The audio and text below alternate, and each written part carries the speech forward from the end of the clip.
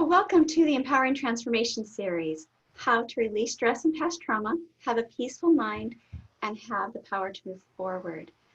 I'm Lori K. Coleman, and today I have Dr. Brett Brimhall with me, and I'm so excited to have him with us. He has been married to Holly for 23 years, and they have 4 children ranging from 20 to 12. He has been in clinical practice for 19 years and has been training healthcare providers all over the world since 1995. He and his father have pioneered the 6 steps to wellness. He has been part of teaching and creating nutritional supplements and chiropractor tools and techniques. His passion of helping people achieve their full potential in health and now been expanded to helping people with their wealth. In 2014, he had a paradigm shift when he saw changes in patients that he had worked with over a year with a new breakthrough technology. He is on Science Advisory Board with a public traded company and sharing this life-changing science and opportunity with the world. Welcome, welcome, Dr. Brimhall. Yeah, it's good to see you. I'm glad to be a part of this, and actually excited for what you're doing right now, especially with the way the world it is. We put good information out there for people to grab onto. Absolutely. That was really important to me, to give people tools that they can apply themselves to make it through these hard times. Can you talk to us a little bit about what energy medicine is and how that works?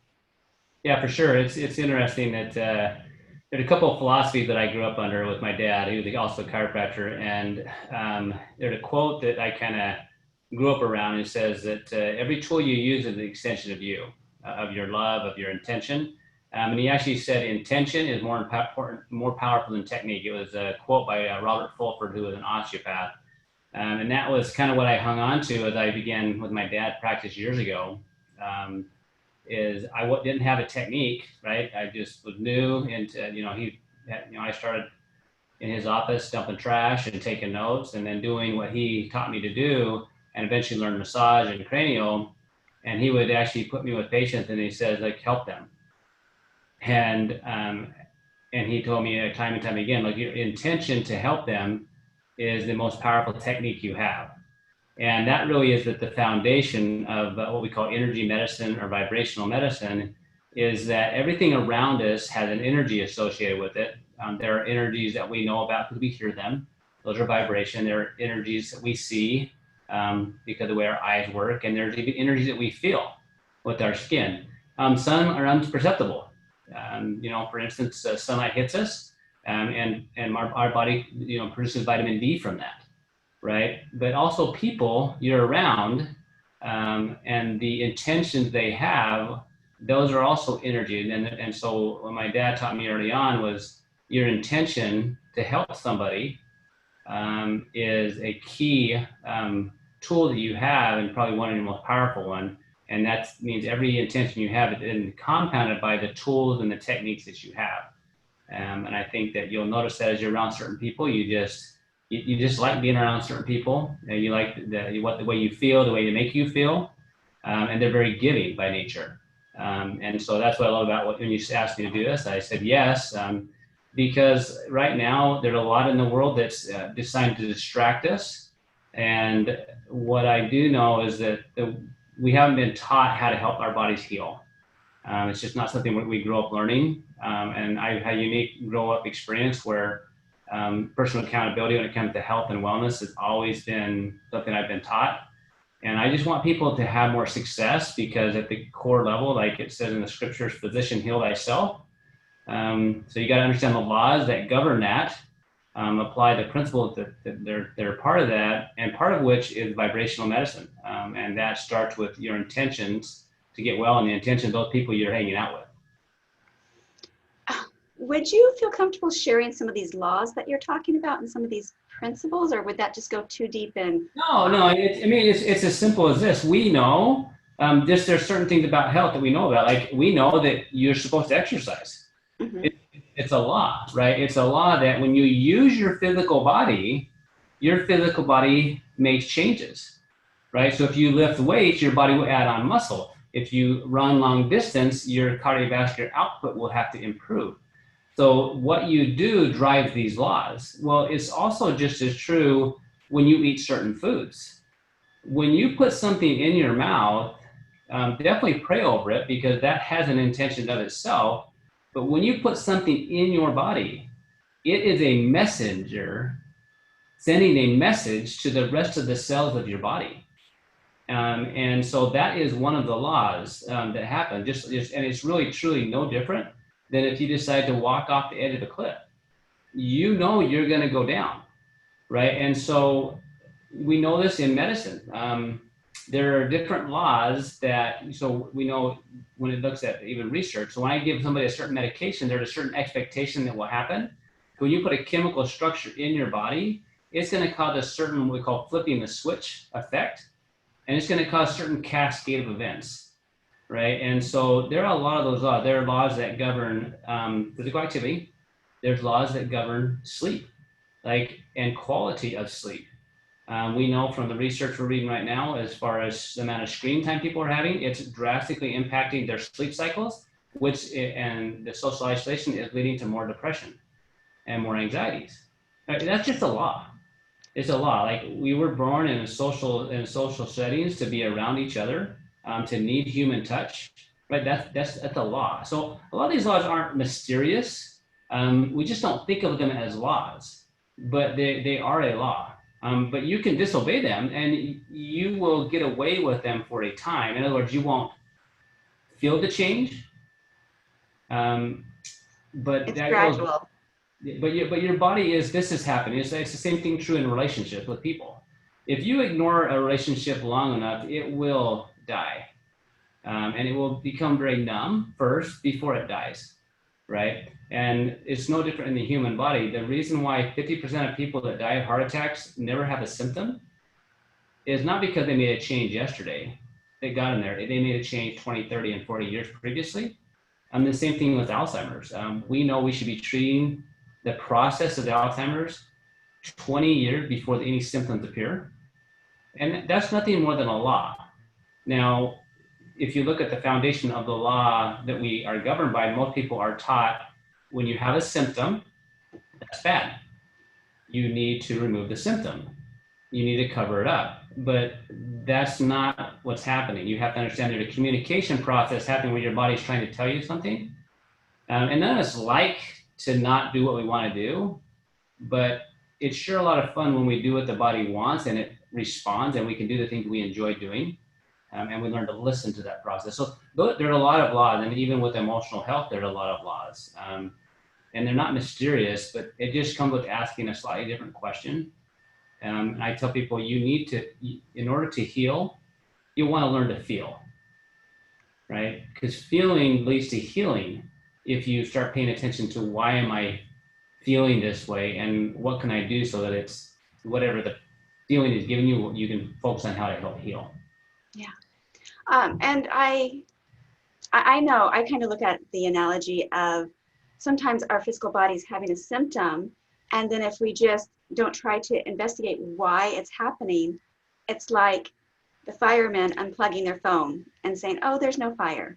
There's no problem, because you're suppressing the message your body is trying to give you. And I know for me, there was a time where doctors wanted me to have cortisone shots, but I felt like I needed to figure out the root cause. And if I would have just cortisone my shots away, I probably would be dead by now, because I would have stayed in a very toxic environmental situation where I was being dumped on by dioxins every single day. And my body was too sensitive to that. Yeah. And so our bodies are trying to talk to us. Correct. But now I want to go back to the intention part, because that is something that everyone, no matter if they have any tools or anything, having that intention to do something. So like, I know when I felt like I didn't have enough money to buy, what I wanted to buy health food wise, organic and this, that, and the other. But what I did have was my intention through prayer. And so I would ask that any toxins be washed off. I would ask that the vibration of that food be brought up. I'd ask that our bodies could assimilate it in the best way possible. And so I had all this intention behind that. And so I feel like to some degree, it made up for my close enough, good enough was truly good enough. I agree with that. So that's the whole concept of grace, Yes, and the yeah. sense the philosophy I like to help people work with, even myself, is good, better, best.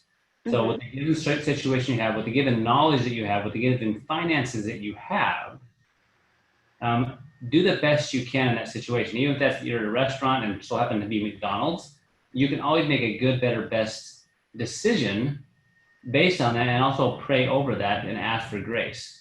Right now, I also believe that when you intentionally, try to make grace do all the work, that's not going to work, right? And so the body wants to get better, but also is very much like a good friend that knows you as well as you do, and knows when you're not telling the truth, right? And so, so I love what you said. Is there are times where we're doing the best we can with the finances we have, or even the situation we're in, and I think that's where grace really can kick in. And so I like that philosophy. Yeah. Can you give us some other examples of vibrational medicine that people can use at home? Yeah. So, and some that they can't, if you want to do both. Well, it's interesting. You mentioned, so I'm a chiropractor, and you mentioned you see different chiropractors over the years.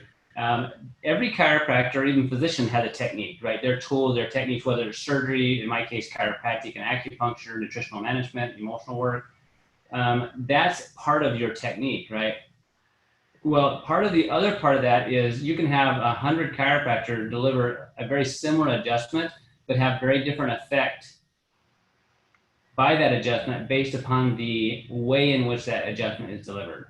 And what I mean by that, the intention or the focus by which that's delivered, right? And also the way in which it's received, right? So when there's a trust between patient and physician, the patient will always get better results. They call that the placebo effect. When a patient believes, or when we believe we're going to get better effect from a treatment we have, that's a placebo effect. So you want to learn to maximize that, right? So if you don't trust your clinician, if you don't have confidence in what you're doing from a therapy standpoint, there's science behind, the treatment, but if you don't trust the person giving you the treatment, you're probably not going to get the same results. And that's why they try to do a double-blind placebo-controlled study on anything where neither one of them know. But in the case where you're wanting to get better, really do your homework. And this, to me, this involves physicians. This involves therapists that I would maybe see, health coaches I would work with. It would definitely involve products that are made that I would put in my body, and the intention of the company behind that and the people that represent it, all can matter. Dr. Brimhall, tomorrow I have an essential oil company coming on. They literally pray over their oils. And if their people in their office are having a bad day, they're like, take a day off. They want the vibration of happy people to be in that work environment. Yeah, so the goal is to put as many pieces as you can together to give the optimal sense of wellness. And partially it also focuses on somebody's belief system, right? If somebody believes that prayer will help them, they're more likely to help them. Now, prayer works regardless, in my opinion, right? But that's my belief system, right? So you want to work up your belief system. So if I'm working with somebody that doesn't have that belief, it doesn't change my ability to want to pray or try to help them, but I have to work off their belief system a little bit too.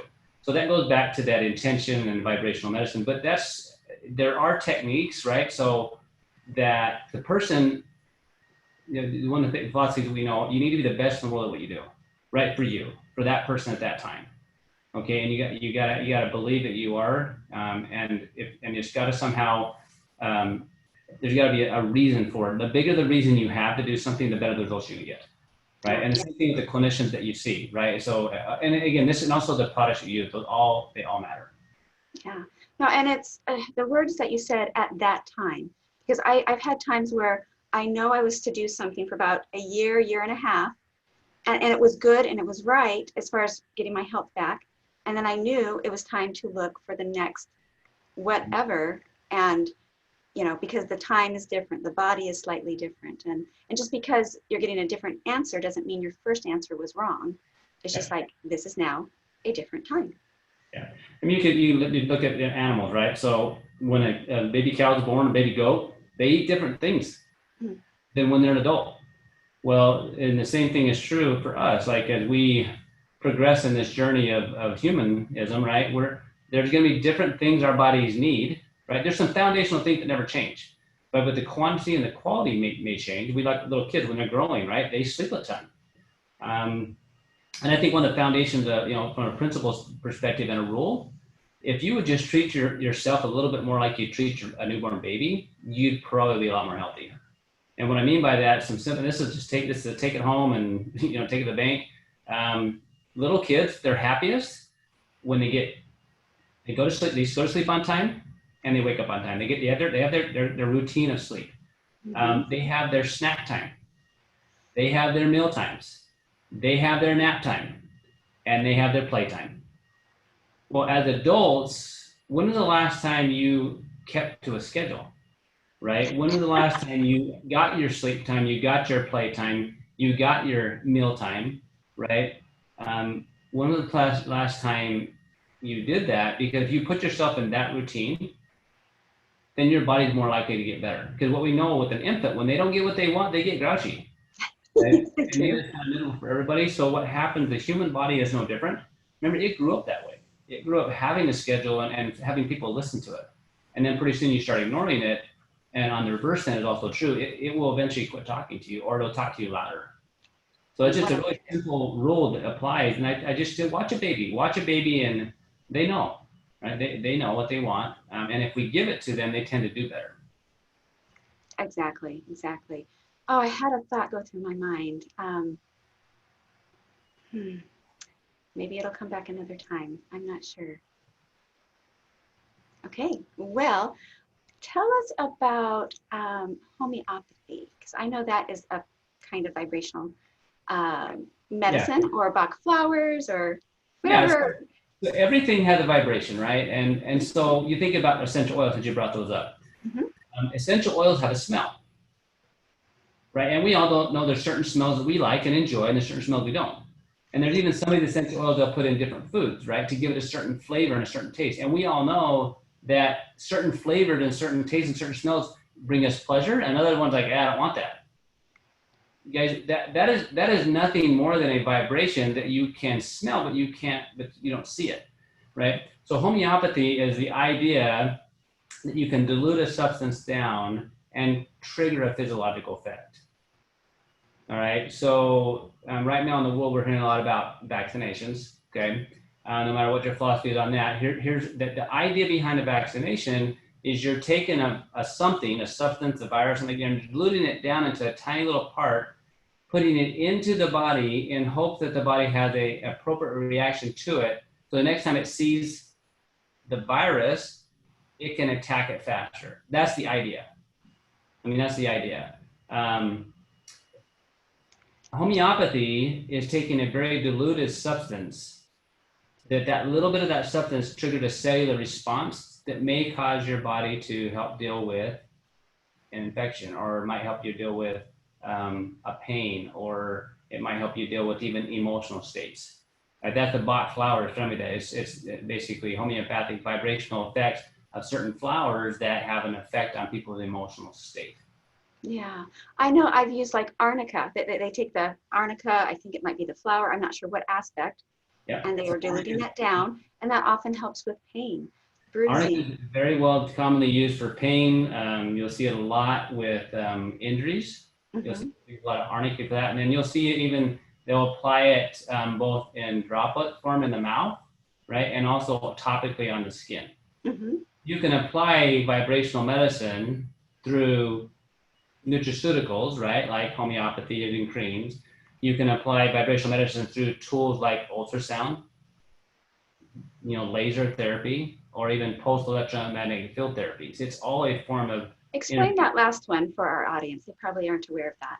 Yeah, so PEMF, you're starting to hear more and more about this post-electromagnetic field therapy. Think of an MRI. We've all heard of MRIs, but we don't really know how they work.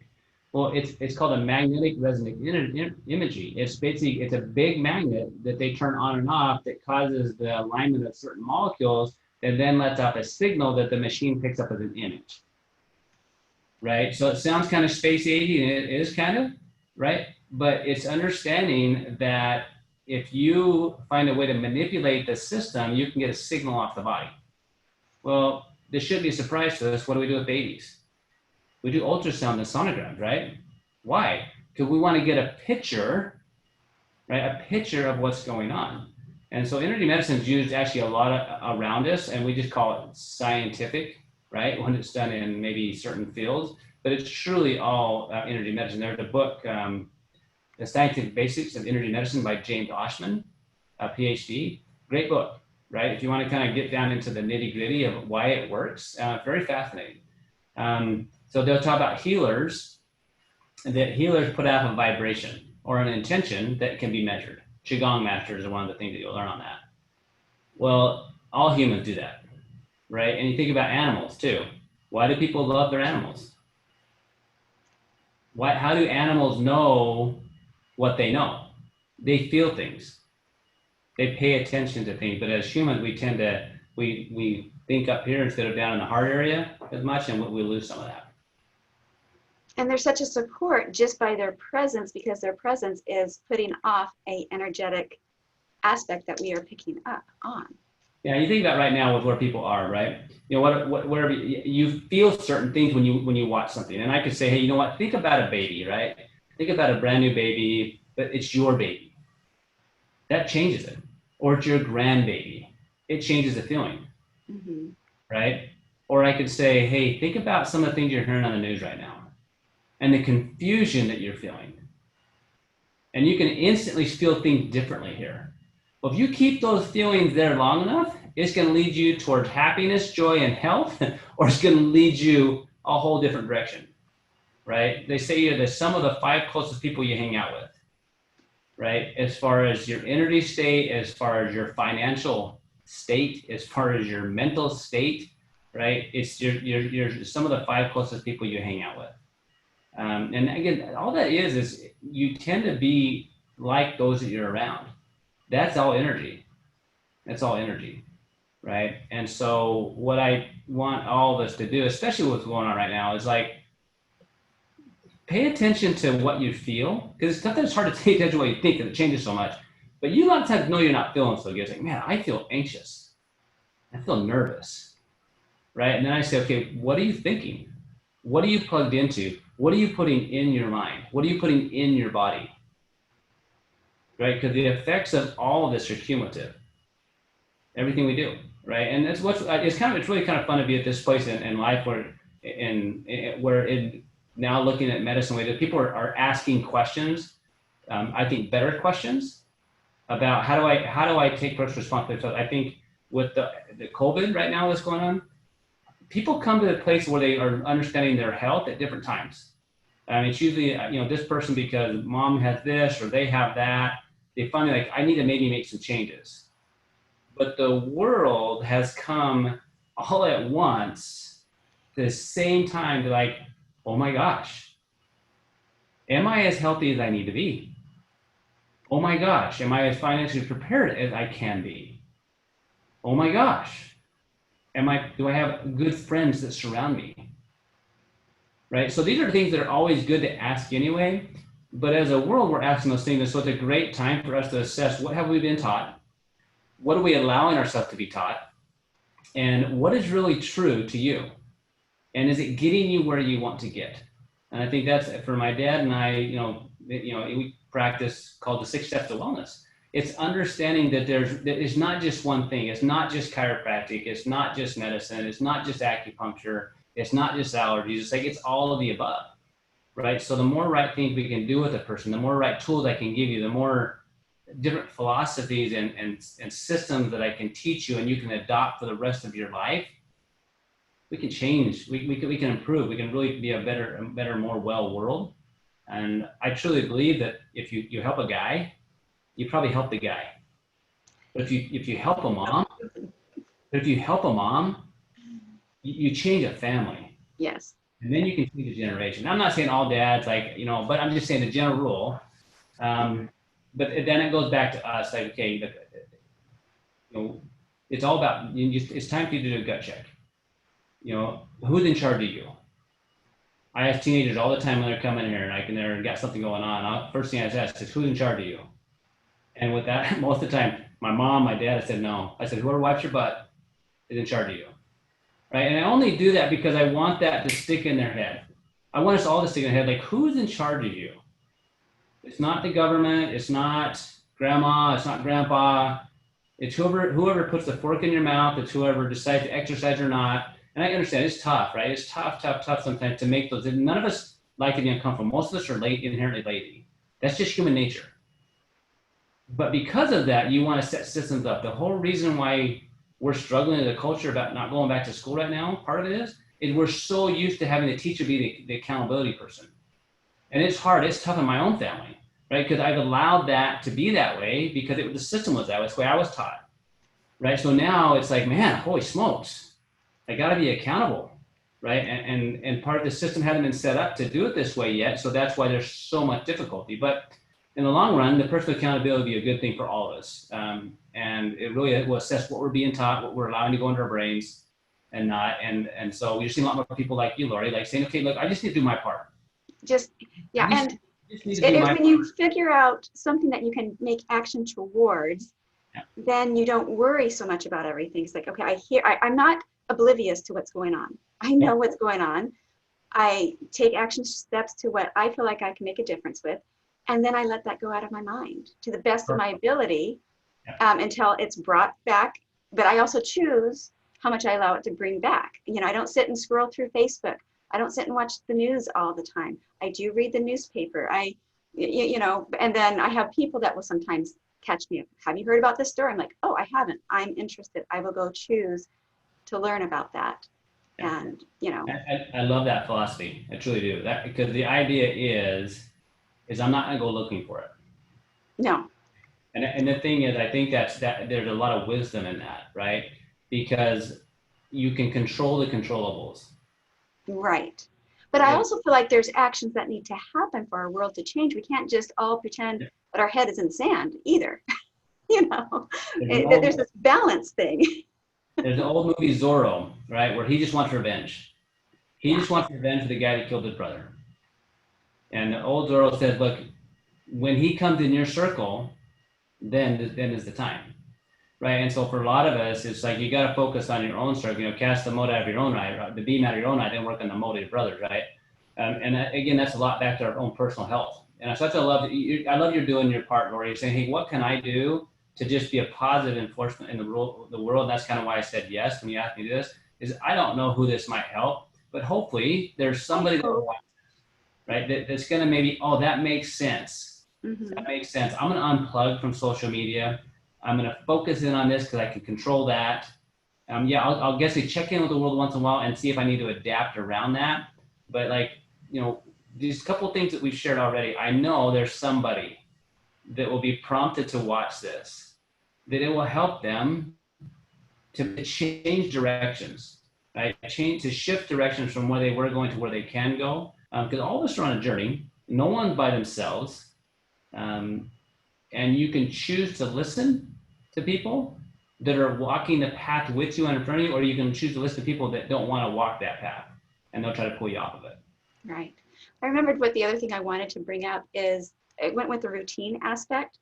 And if we can choose to have a morning and evening routine that is the same, it brings a safety to our nervous system so that we can handle the craziness that is happening elsewhere. And so just, a simple routine that could take less than 3 minutes, or maybe 5. What is your safety routine? I've had to make it so simple so it can be doable. So my safety routine is I choose to sit up out of my bed, get a glass of water, and then I kneel down and pray. And I consider that 3 steps. Because typically, if you can do 3 steps, then it's considered. And I can guarantee that I will do that every day. And then and when I'm drinking, I have intent that I'm getting the nourishment that my body needs, getting fed by God, that water being flowed down into me. So it's an intent even with just drinking my water. Yeah. And then my evening routine, the evening routine is kind of scattered. I still struggle with it. But my family, we read from scriptures, we have a family prayer, and I have a prayer with my husband. And so that happens every night, and before we go to bed. It's awesome. And I love that you have a routine, right? And I love your honesty. There are some ones like morning routine, and I agree. There's a specific routine I have in the morning, and my night one's not as specific, but it's there. And I want people I teach the same thing, like start your day, end your day in a routine, just like you would with your little baby. You come in, oh, you're so beautiful, you're so cute. You hug them, you squeeze them, you change them, right? And you feed them. Mm-hmm. And at night, you give them a bath and you tuck them in bed and you read them a story and say, I love you, right? So that routine is what a lot of us grew up with. And if we didn't, well, let's start now. Right. You know, I'm doing a program with a lady. I have insomnia. Well, no, I used to, but I still struggle with it a bit, even though I'm doing much better. And she is putting me on a new routine for my night time. She wants me to take a warm shower and imagine all the cares of the world being washed off of me because I take showers in the morning. So now I'm going to have to do it at night and imagine that all the cares come off, because I haven't been able to turn my brain off with the summit, and it's taxing my body. And then she wants me to journal every night, just write what is on my mind and get it out of my brain. And then she wants me to do diaphragmatic breathing. And so that is going to be, I'm going to still do my family aspect, but this will be my personal routine that I hope I can keep to. That should hopefully help me sleep much deeper. Love it. And that's like that same thing I teach people. I hear my journal right here. You know, and I tell people to keep one by your bed at night. And when you got stuff going through your head, put it there and say, I'll talk to you in the morning. Mm-hmm. Real simple, powerful technique. And when you hear this, like, and we know this, like, it's not like rocket science to tuck your baby at night, give it a kiss and go to bed, right? That's not rocket science. But the compound effect of that over time is phenomenal, right? And so the brain learned, we call it neuroplasticity. Whatever you do consistently over time becomes a habit. And so I love what you said, the 3 things. And so just assess and just start with 3 things. Like I love that. Just start with a couple of things. Because when you change one little thing like that, your whole world changes. And as you do that, it becomes a habit. You can do a new one for new habit. Truly, there's not a whole lot of new things out there. It really isn't. We're a new understanding of how things work, maybe new ways of applying what we know. But the habits are the same. Habits are really what's going to allow you to get there. It's simple. It's sleep. It's rest. And you know, when we're trying to get new habits, I've heard that if you marry them or pair them with something you're already doing. So I have learned that using your voice, humming can stimulate the vagus nerve in a very healthy way where it's a calming effect. And just during this interview right now, I had the thought, oh, I could choose to pair humming when I brush my teeth. You know, and just tell myself every time I brush my teeth, I'm going to go, I could do that. And then I'm killing 2 birds with 1 stone and not taking more time. And honestly, I'm hoping that when people listen to this, that ideas will come to their minds of things we're not even saying. Yeah. Because they are choosing into opening up to information, and therefore specific information comes to them. That's what I'm hoping for the audience during the full series. I love that you said that too, guys. Anything that you're thinking, not what we're saying, but something that pops in your head, like, I'll try that. Listen to that. Listen to it. That's what your body's asking you for. Mm-hmm. Can you share with us tools that people can do at home to calm their nervous system down, to get into the right place? A couple key things, and I'll mention this, and I know that we could give somebody like a free trial or something like that, so I'll mention that here. So for me, it's developing super systems, right, that are easy and convenient, right? And it doesn't take anybody to have a journal. It's a really awesome tool. I love that diaphragmatic breathing. It's awesome tool. The idea of humming, right? So you mentioned this word of calming yourself, right? So we have 2 parts of our nervous system that are what we call our stress system. We call it the fight, flight, or freeze state. That's called your sympathetic side of your nervous system. And your parasympathetic, that's your rest and your digest system. Most people think they have no willpower. Like, oh, I don't have any willpower, right? And because they have to eat that thing, right? Like, I'm stressed, I gotta eat something. Well, here's how it works. when your body's in a stress state, blood leaves your stomach. And it doesn't matter if a tiger is chasing you or you're worried about what's going on in the world. Because that stress cycle, it's like I'm in danger, so blood needs to be in your arms, your hands, and your head, not in your stomach to eat. So blood leaves your core, and what that feels like to you is you're nervous, you're anxious. So the quickest way to get that feeling gone is to feed it. That's why people crave food so much. They get the willpower. As you know, your body's saying like, I just tired of feeling anxious, so make my stomach work again. So it's not a willpower issue. So all this experience is happening because you have different brain waves happening with you. So when you're super anxious and nervous, your brain's running what's called high beta waves. So you feel alert, but you also can feel anxious if it stays there too long, right? When a saber-tooth tiger chased us years ago, right? It chased us and we either got eaten or we got away or we killed it. So it was a quick, pretty fast response. It was over.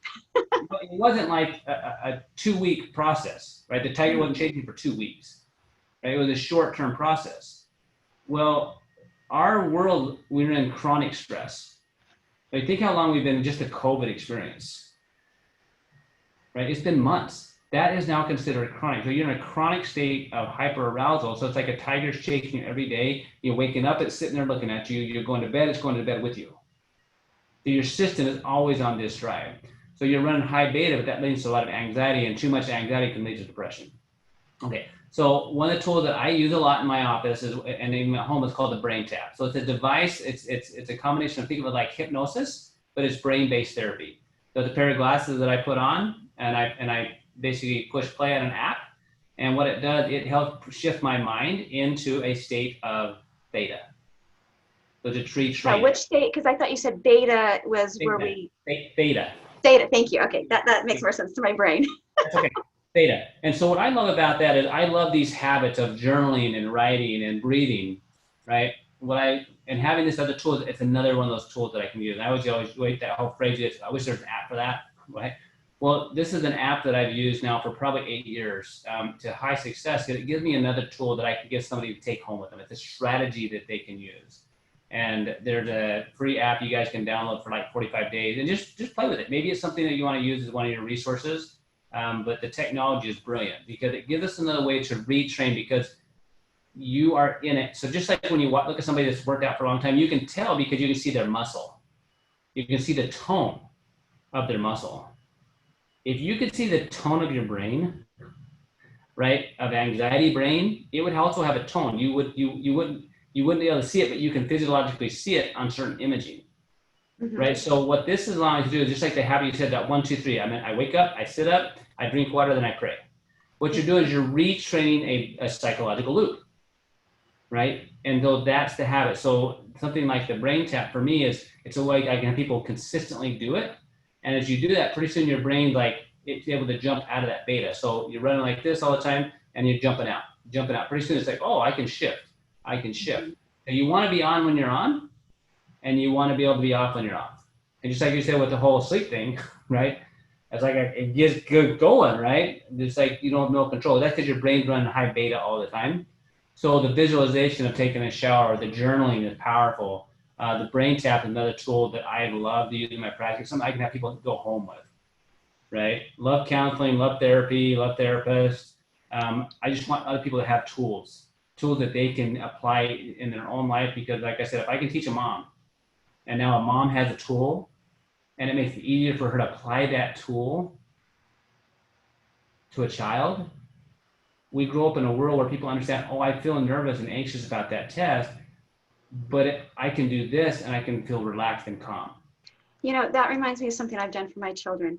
I have taken down the center of their spine and the back, and I've rubbed the sides of that from the top here all the way down to their low hip area. I mean, they're my children.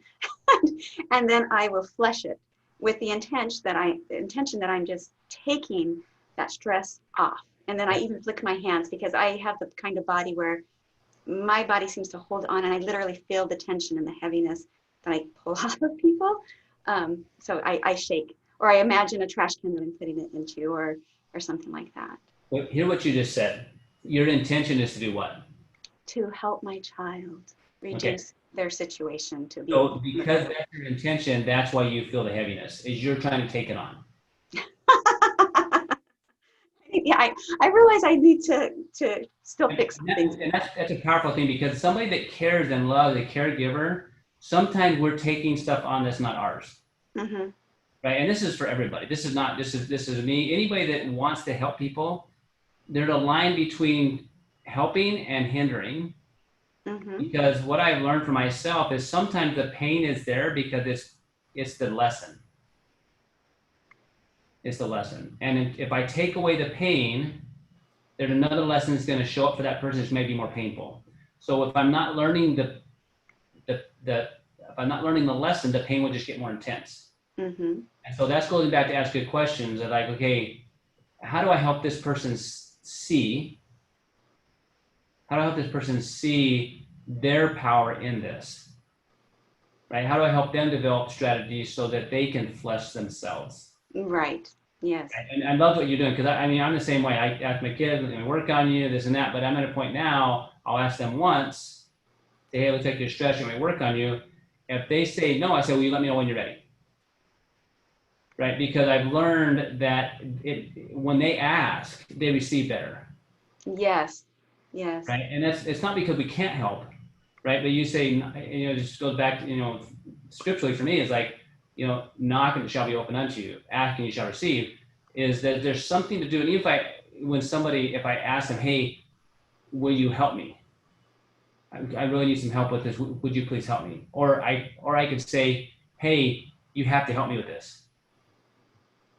Right? So that's the difference between what's called power versus force.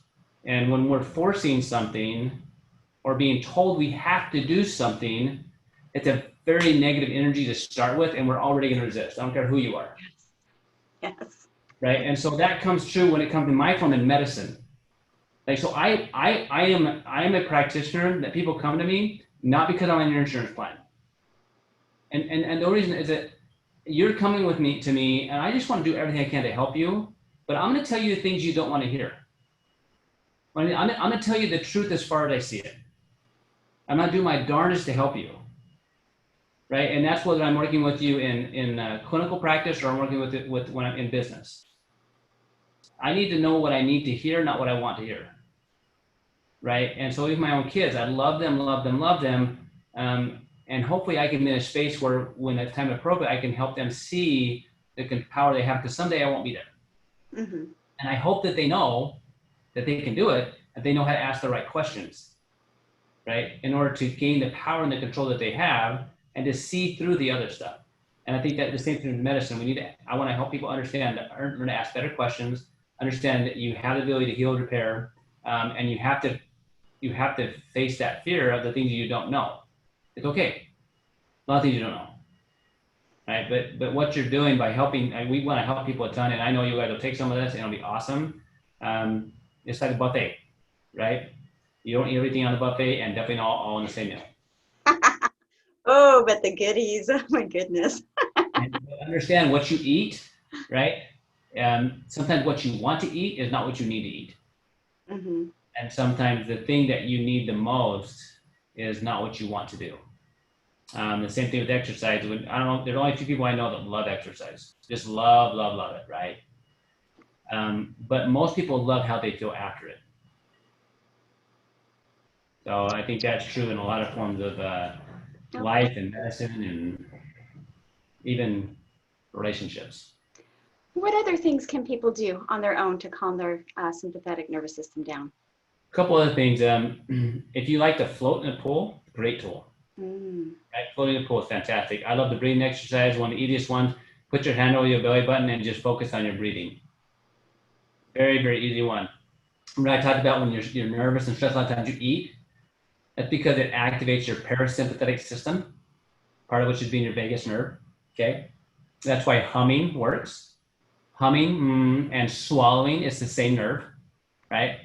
It's the same nerve, right? And plus humming, you're involving the hearing part, and for certain tones, actually calm us. The other thing you can do, and you've probably seen people do this, when they're stressed out, they put their hand on their forehead. They don't even know why they do it. They just do it. When you touch this part of your head, it activates the calming part of your nervous system. Right? So just by, if you're thinking about something that's stressful to you and you put your hand on your forehead, I tell people and students all the time in school, When you get nervous, just put your hand forward, put your elbow on the desk, and then take a couple deep breaths in, and then go back at it. Because this will relax your nervous system just by touching those points. Super, super, super easy.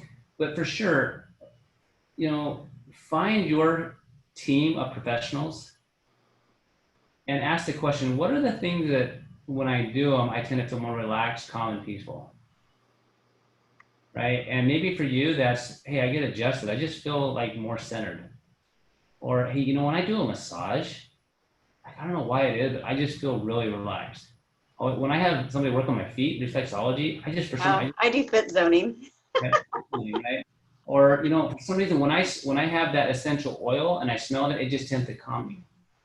Hey, when I listen to that song, that Christmas music, it tends to calm me, right? So ask those questions, right? And just put some of that into your daily routine. I like people, especially women. Women tend to come to me more often just because guys have to be pretty messed up before they ever show up.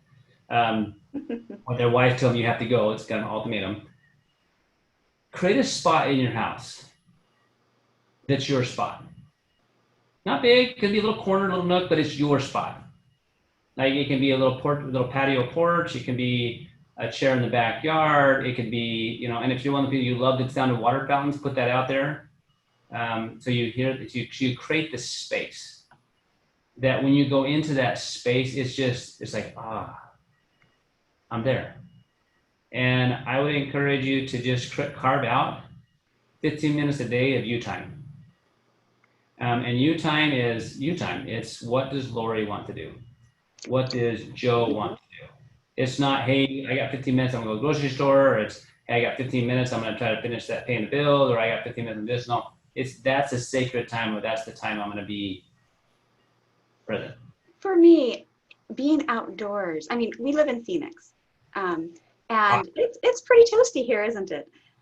Yep. And it's, but I still go out multiple times during the day, probably 3 times. I'm out there in the middle of the day underneath a tree because I need to have space for my computer and doing the work that I'm doing, and just being on, and I go barefoot and being on the grass and sometimes I go and purposely be in the dirt just because I want the dirt and because I want to be directly underneath the tree. And sometimes I'll just touch a tree and it strengthens me. I just see it cleansing me and for me, it's very helpful. I love that you said that. So, and this isn't right for everybody, right? I was in New York one time. I'm like, I don't know how people live here, right? It's a cool place, but my nervous system and for what I believe, for me, it's just not a fit, right? But for you, find out what that is. Find out what that is. And I love what you think, because you love the tree, you love the dirt, right? So you know that that's what you need. So ask yourself the question, just like if you have kids or you're around a good friend, a lot of us think, hey, what does that person need? And you kind of know. One of the best things you can ever do for yourself is when you're struggling, step back and say, if I had a good friend going through this, what would I tell them? What would I ask them to do? And you'll be shocked that a lot of times the answer will come. Mm-hmm. Right? And so just find out what works for you, and then find your team of people. Find your team of people that you can connect into, whatever that might be. And maybe it's a book club, maybe it's a networking group, maybe it's a group that gets together and has coffee. Maybe it's a group that just you get together in your soul. Maybe it's a group that just has this strong vision for saving the kids of the planet. Whatever it might be, right? That purpose would always drive your energy. Yes. Yeah. Well, let's get into the 6 steps to unlock the health puzzle. And oh wait, but I do have a question. Why does visualization help calm the nervous system? I do believe that there's something physical about the earth. And in fact, I do like grass. I just don't like Arizona summer grass. I have Utah summer grass, but not Arizona. So we perceive the world through our senses, Mm-hmm. through what we see, what we smell, what we taste, what we touch, what we hear. So when you visualize, it's one of those tools. And for us as humans, a lot of us, we are very visually driven. And we have things that we can visualize that bring us calm states. And we can also visualize things that will not be so calm. So visualization is a process you can utilize to put yourself in a nice spot. And that's why it's kind of going back to, if you can create the spot for you and think about your five senses, what do you want it to look like? What do you want it to smell like? What do you want it sitting in? What do you want the temperature to be like? What do you want it to sound like? And for a lot of people, the easiest way to do it is to just picture a place on the planet that when you go there, you just feel calm, peaceful, and you have no stress. And try to recreate that the best you can with pictures and with sound. And maybe it's a mountain stream you love. Great, get a water feature, right? Have some water noises in the background, or birds chirping, right? Or maybe a picture of your favorite picture on the mountain or the beach, right? So the visualization is a phenomenal tool, and repetition of that visualization becomes real, because your brain, by the way, the brain does not really know the difference between real and made up. Same experience. Very similar neurotransmitters, right? So if you want to help create a positive process in your brain, use visualization, one of those tools. But the more senses you can tie into that visualization, the better. And that's one of the reasons with that brain tap I was telling you about, that's part of what it does. It helps bring you into that spot through a guided process, while it uses light and sound to help guide you there. So it's combining a lot of those sensations and with a guided imagery process. But it's something you don't have to recreate yourself. Like, if you're not used to doing that, it's not something natural. It takes time to practice that, to become proficient, just like it does with an exercise or learning to play the piano or any skill set, right? And so that's one thing that visualization works really well with. You brought up the 6 steps of wellness. So my dad, quarterback in the late 60s, he was injured. He was on the track to become a dentist. And my dad's dad, his grandfather, said, "I'm gonna work you so hard, all you can think about is school." And that was the philosophy that we kind of grew up under. My dad was injured in a car accident. About a year later, he bent over and couldn't get back up. And so his cousin literally carried him into a chiropractor's office. And the chiropractor took x-rays, adjusted my dad, and my dad got back, we could walk again and not have pain, the chronic pain he was in. And the chiropractor says, "You need to do for the world what was done for you." What, you need to do what?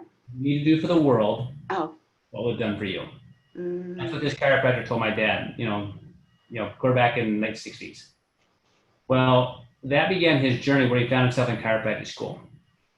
My mom had chronic migraines from an accident she'd had years before they went to school. He was kind of visiting chiropractors at that time. They went there. They had just got married, my mom and dad. The chiropractor said, "Let me adjust your mom as a wedding gift," and her migraines left. And so all they knew is that when you adjusted the spine, things changed.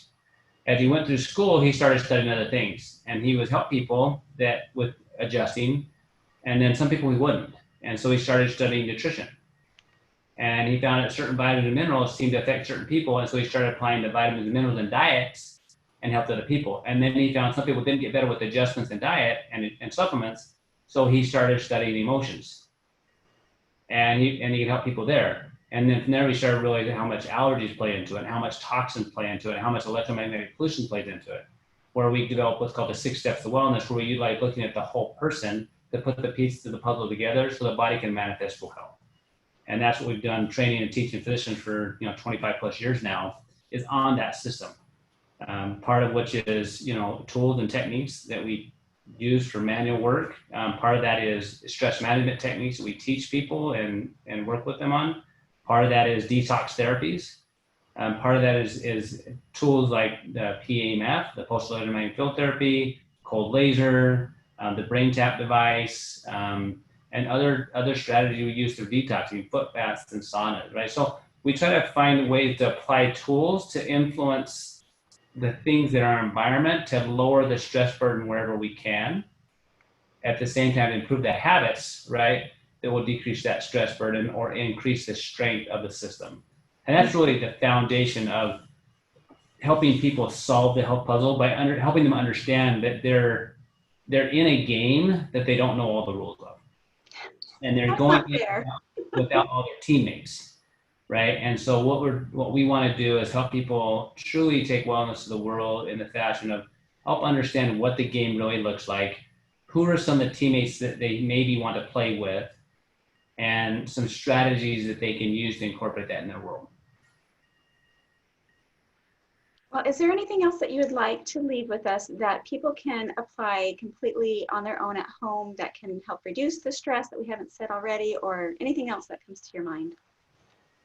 I think the biggest thing is understand this is your body wants to get better.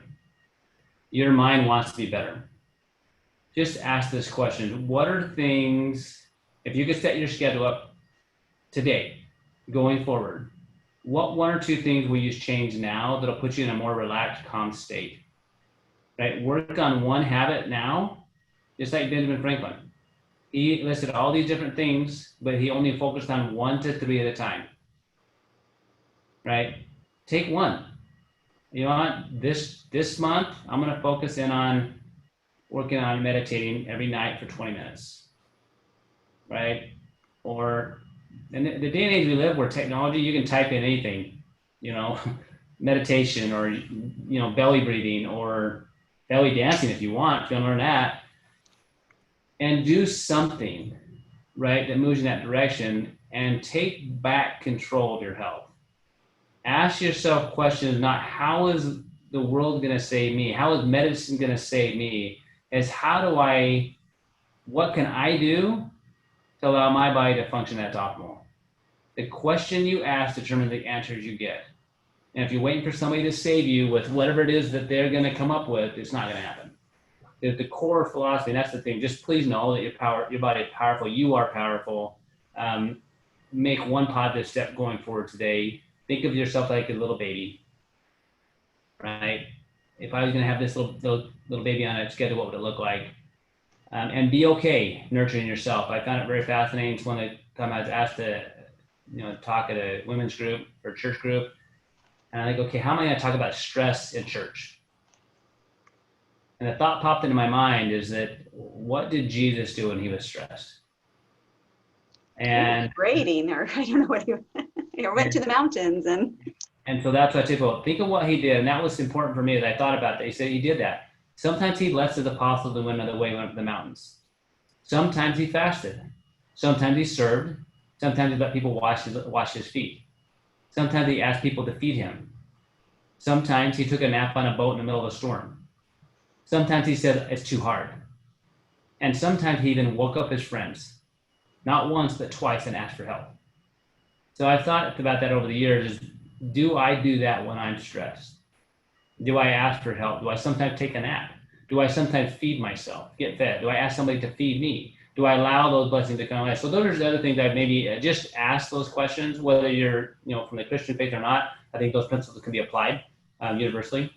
So anyway, thank you so much. It was a lot of fun. I love what you're doing. Looking forward to impacting, one life that may change thousands. I hope so. That is my hope. Well, thank you everyone for listening, and have the most beautiful day. And I hope it's filled with love and peace and even a little bit of laughter. Bye-bye.